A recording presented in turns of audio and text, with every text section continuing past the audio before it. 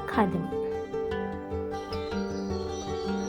මිරිස් කුඩු ටිකක්, කාපොඩු ටිකක්, ඊළඟට ගම්මිරිස් කුඩු ටිකක්,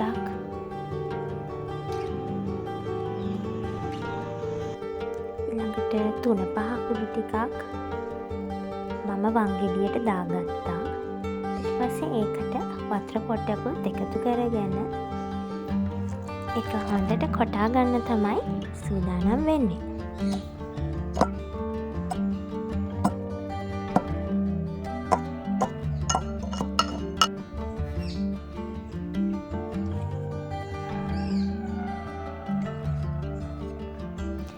අද මම හොදි ටිකක් වැඩියෙන් තමයි මාළු හොදි එක හදන්නේ. දැන් අපි වංගෙඩිය වතුර ටිකත් මේකටම හොදලා දාගෙන තවත් හොදි මදි නම් තවත් වතුර ටිකක් එකතු කරගන්න පුළුවන්.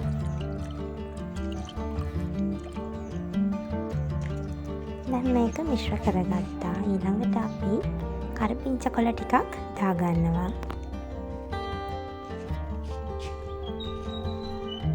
ඊට පස්සේ ලුණු ටිකක් එකතු කරගන්න. මේ සියලු දේවල් රසායනික තමයි එකතු කරගන්න ඕන. ඊළඟට මේ ගොරකල් දෙකක් විතර මම එකතු කරගත්තා. ටිකක් ලොකු ඒවායි. මම තවත් වතුර ටිකක් එකතු කරගන්නවා. දැන් මේක හොඳින් මිශ්‍ර කරලා කපලා සෝදලා ගත්ත මාළු ටික මේකට එකතු කරගන්නවා. මම මෙතනදී කෙලවල්ල මාළු තමයි ගත්තේ.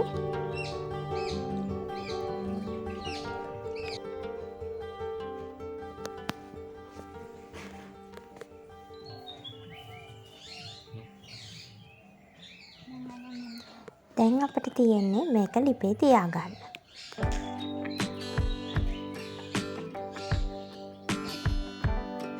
දැන් මම ලිපේ තියාගෙන මුලින්ම ටිකක් ගින්දර අඩුවෙන් තියාගෙන ඊට පස්සේ මම ටික වෙලාවකින් ගින්දර වැඩි කරනවා. මේ හොදි එක අපිට ඕන තරමට හිඳුනම මාළු තැම්බුණාට පස්සේ දැන් මෙන්න මේ විදියට උතුරනකොට මාළු තැම්බිලා මෙතෙන්දී අපි පොඩ්ඩක් හට්ටිය හොලවලා මේක කවලම් කරගන්නවා.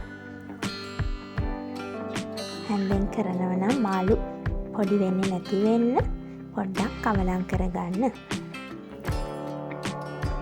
දැන් මේ වෙනකොට මම ගින්දර වැඩි කරලා තියෙන ලිපේ.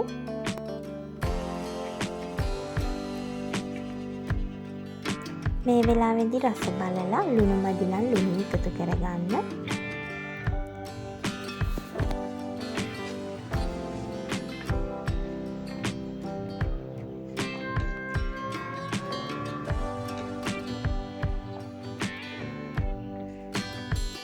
දැන් මම හොදි මට අවශ්‍ය තරමට හිඳලා තියෙන්නේ. මම ලිපෙන් ඉවත් කරගත්තා. මම හොදි ටිකක් තියෙන්න තමයි හදාගත්තේ.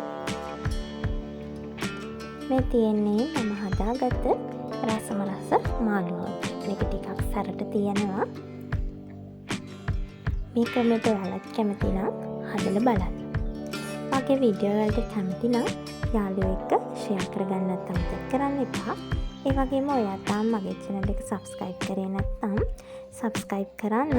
ඒ වගේම bell icon එකත් press කරලා තියාගන්න. මගේ වීඩියෝ එකත් එක්ක එකතු වෙන ඔයාලට ස්තුතියි. සුබ දවසක්.